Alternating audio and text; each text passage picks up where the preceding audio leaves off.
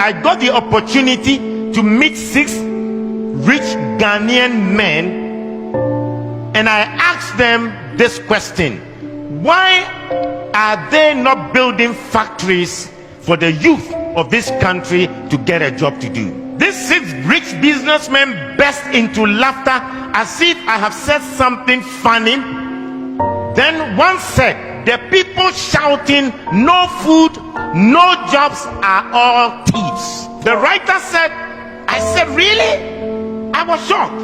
And the man then went on, he said, I run a manufacturing business and trading business. He said, the biggest challenge in my manufacturing business is not electricity, it is not infrastructure.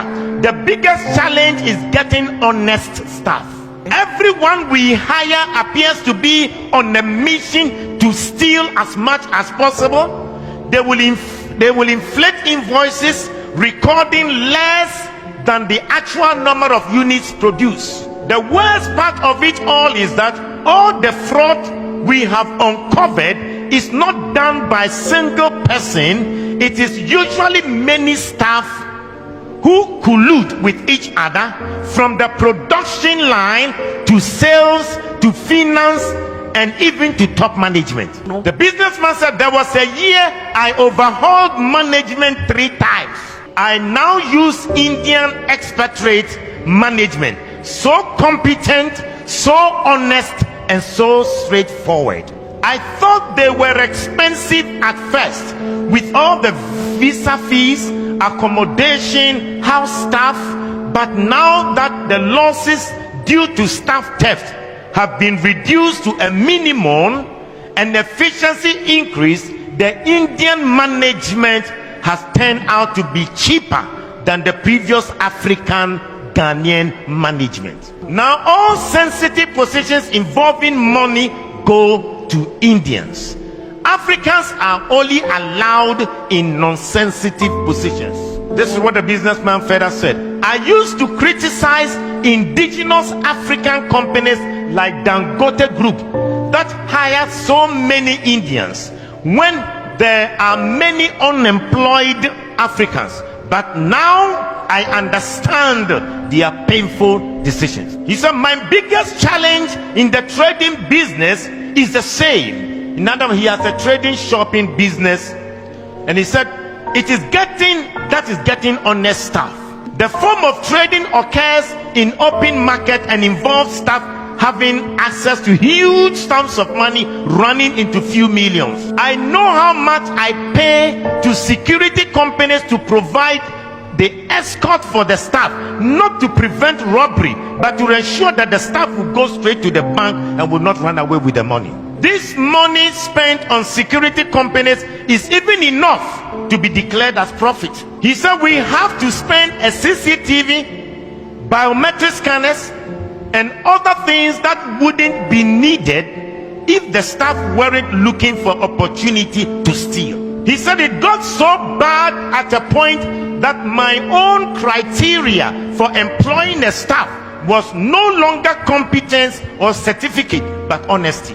At least competence and skills can be learned, but once you are dishonest, you are dishonest. He said we always complain of the economy and how there are no jobs. I know people abroad who would have loved to set up job creating businesses in Ghana, but they can't because they can't get a trustworthy person to manage the business. He said, I know people in Ghana with so much money, they want to start factories and other job creating businesses, but they can't because they are occupied elsewhere and they can't get any trustworthy person to run the business. Instead of investing in the real sector and creating jobs, they would rather buy treasury bills and keep their money than opening a business to employ Ghanaians. He said Dangote can open a shop and businesses in every African country in this world, but the problem is that they can't find good people and honest people to manage. He said their biggest problem is top government officials, the dishonesty between government officials that is preventing Africa to become better.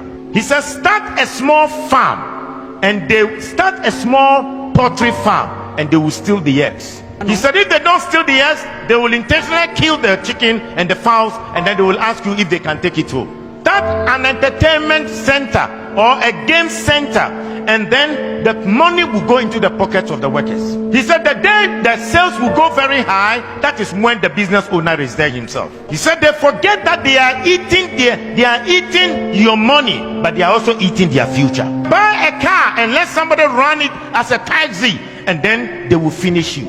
Start a restaurant and the people will take half of the foodstuffs into their house for food.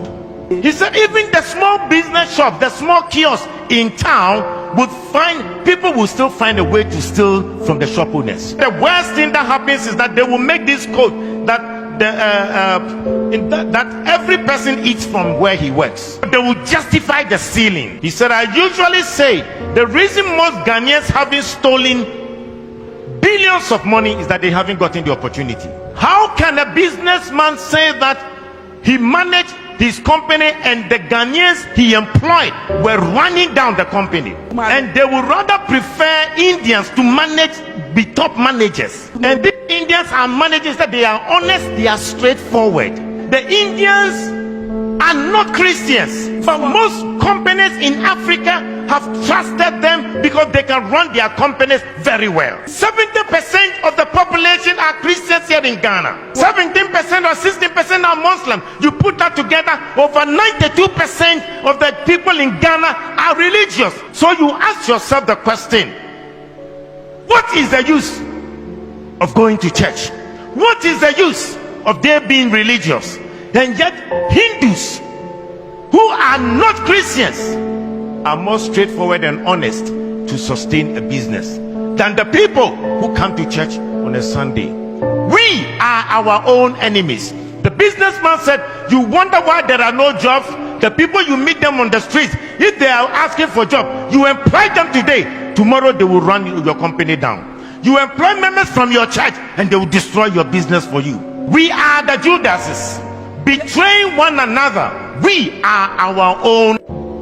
We are. Wow.